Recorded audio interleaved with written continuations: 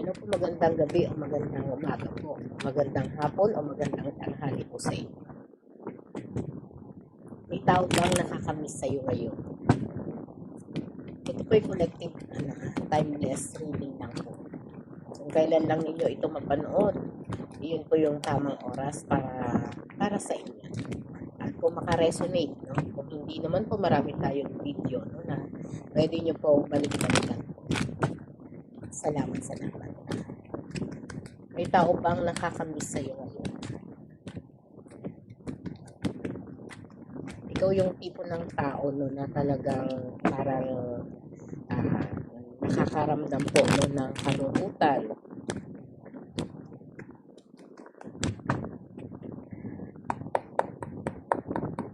Nalulungkot ka no, kasi pakiramdam mo no, nag-iisa ka lang. No? Kaya yung energy mo ay talagang naghahanap po no, ng mga tao no, sa iyong buhay. Ito no, ito yung energy na talagang nagkaroon po no, ng mga biglaan. Yung mga biglaan na emosyon no, na parang bigla mo lang naalala yung nakaraan mula sa past mo. Yung mula sa past mo na talagang parang kusa kang lumayo. No? Kusang lumayo kasi parang pakiramdam mo ito yung tama no, para sa iyo at para sa mga nasa paligid mo o sa mga tao no, na naging bahagi ng iyong nakaraan. At yung parang naging tapat ka, no? Sabi mo nga sa sarili mo eh, gusto mo lang maging totoo, no? Kaya mas nagkaroon ka po no, ng desisyon na kusang lumayo, no? At hindi ka na nagpaliwanag, no? Parang ikaw yung nang ghost, no? Dito sa energy na to, no? At kinimkim mo po no, yung lahat ng sama ng loob, no? At yung mga tampo, no? Kinontrol mo yung sarili mo na hindi mo ma-expose no yung emosyon mo no na kung totoosin pwede mo naman ipaliwanag yung sarili mo no kung bakit nangyari yung mga bagay na mula sa past no pero parang mas ginusto mo na po no kaya parang dahil doon no hindi ka nagkakaroon ng pagkakataon no na makapagpahinga yung isip mo lagi kang balisa no lagi kang nag-aalala o hindi ka nakakatulog no lalo na po sa gabi no kung dumating man no o biglang pumasok sa isip mo yung mga taong inalisan mo sabi nga no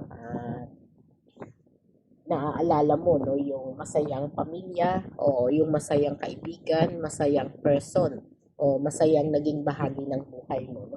Yung parang dati lang no kung magkaibigan kayo o magkaroon mayroon kayong relasyon no na napakatibay no parang hindi matitibag yung connection na meron kayo na kayang suportahan ng bawat isa yung mga pangangailangan po no na nararamdaman ninyo. No, ganun po katibay no yung connection na meron kayo.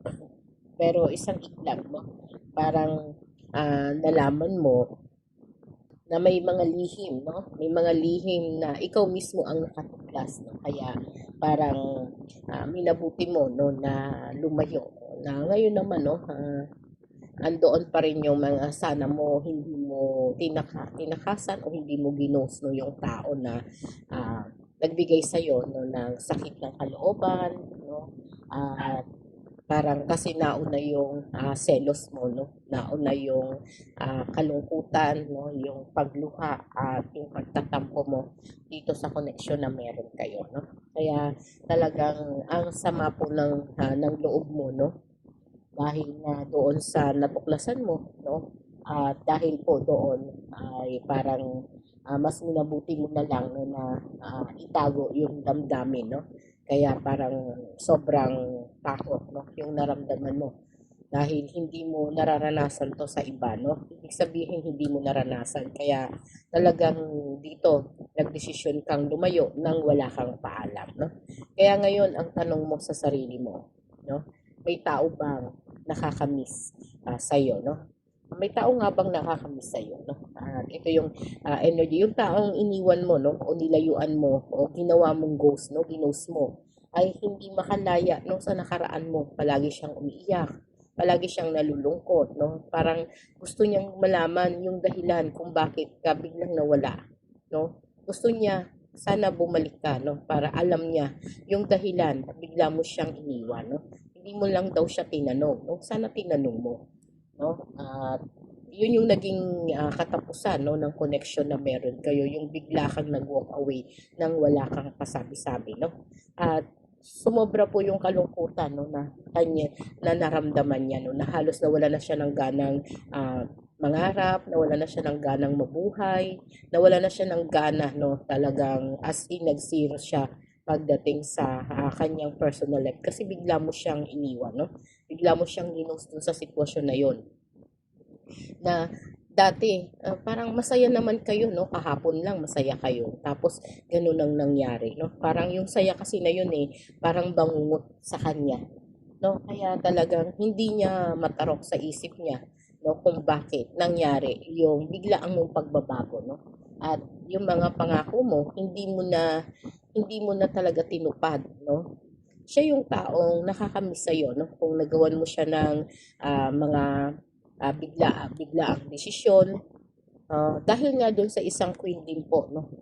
Na talagang queen or talagang dalawa, no? Dalawa yung naging bahagi ng buhay mo, no? At sumasalamin talaga yan, no? Sa iyong ah, pang-araw-araw na pamumuhay, no?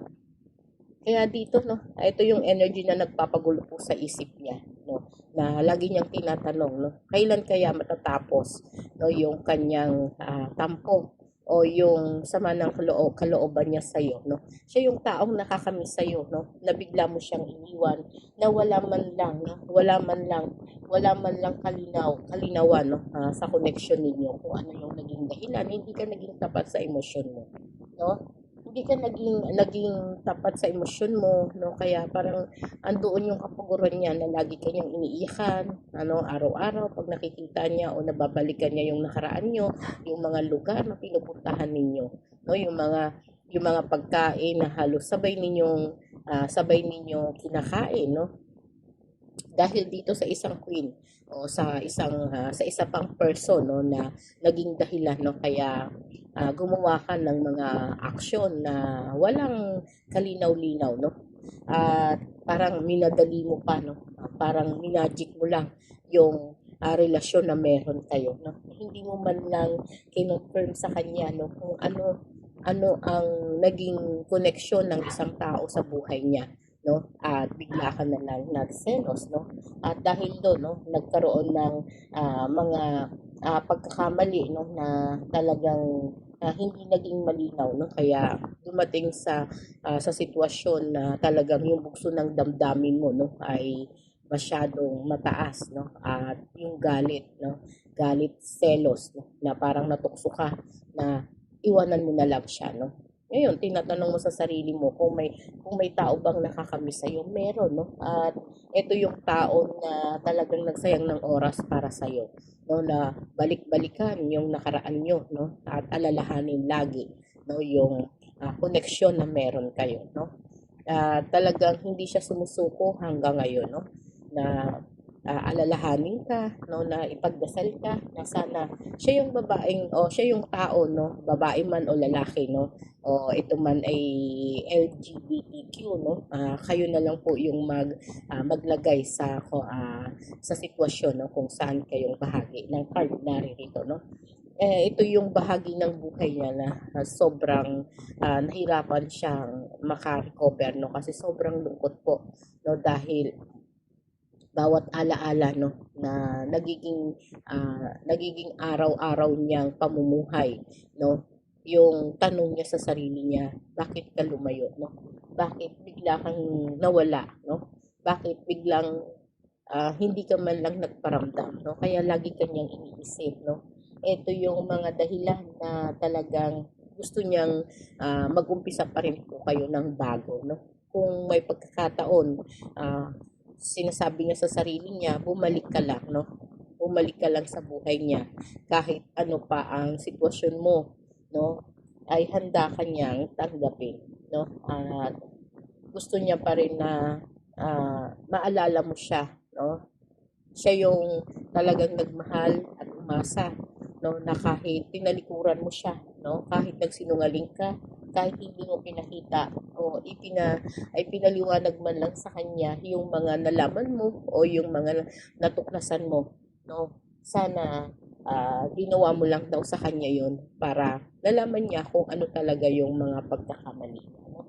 Pero nagbago man, no, yung destiny ninyo o ng tadhana ninyo, no, palagi ka pa rin niyang iniisip, no? Palagi ka pa rin niyang namimiss, no? At kahit na may mga bago siyang nakikilala, no, na mga bagong tao sa buhay niya, hindi pa rin po siya ready, no, na mag-let go sa connection na meron kayo, no.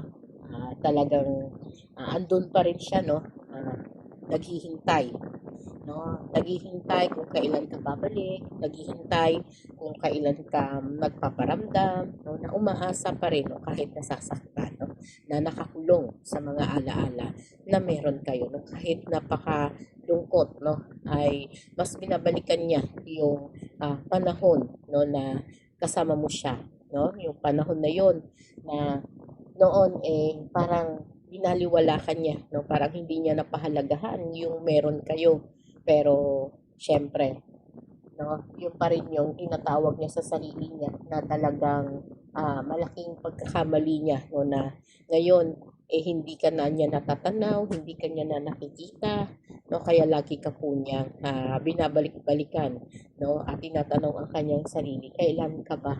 Kailan ba kita makakalimutan, no? Pero hindi niya hindi niya maipaliwanag kung paano o kailan niya magagawang ibaon na lang, no, sa limot yung connection na nangyari sa inyong dalawa, dahil ang totoo, no, kahit hindi mo siya mahalin, no, ay andoon pa rin, no, yung kanyang feelings at namimiss ka pa rin niya, no, sa kabila ng mga ginawa mo sa kanya, no, kahit sobrang lungkot o nawalan siya ng gana o bumagsak yung kanyang mga pangarap, no, ay talaga namang inihintay ka pa rin niya, ha? At andun pa rin po yung kalungkutan, no? At ang mga dasal niya na lagi mo sana siyang maalala at hihintayin ka niya kung kailan umabot yung kanyang pagtitiis o mas pipiliin niya na lang na mag-isa hanggat hindi ka dumarating, no? O para ipaliwanag yung side mo kung bakit ka biglang nawala, no? Kaya sa tanong mo kung may tao bang nakakamiss sa'yo, no? Meron naman, no? Meron kang tao na biglang iniwan, no? Nasaktan, nalungkot, at hanggang ngayon ay patuloy na umaasa, no? Na sana mabalikan mo o mapaliwanagan mo man lang siya, no, kahit na hindi na kayo maging kayo, basta maging malinaw sa kanya kung ano yung naging dahilan para makawala naman siya, no, sa mga alaala mo at magkaroon na rin siya ng bagong buhay, no. At yun yung mga sitwasyon na kailangan magkaroon din po, no, ng closure sa isang connection, no, para yung isang taong nagmamahal at umaasa hindi naman po palaging nakakulong, no, sa isang malungkot na alaala, no. Kaya talagang kung may pagkakataon, marami namang paraan, no, para ipaalam o sabihin, no, yung dahilan kung bakit bigla kang lumayo. Kasi yung tao na to, sobra-sobra ka nang namimiss, no. Okay po, marami pong salamat, no, at sa mga interesado po, no, magpagabay. Nasa description lang po ang link para sa private reading naman, no. At lagi naman tayong naka-live sa kabilang ano, no, sa TikTok everyday, no. Pwede po kayong pumasok sa live ko. Okay po, marami pong salamat. Thank you.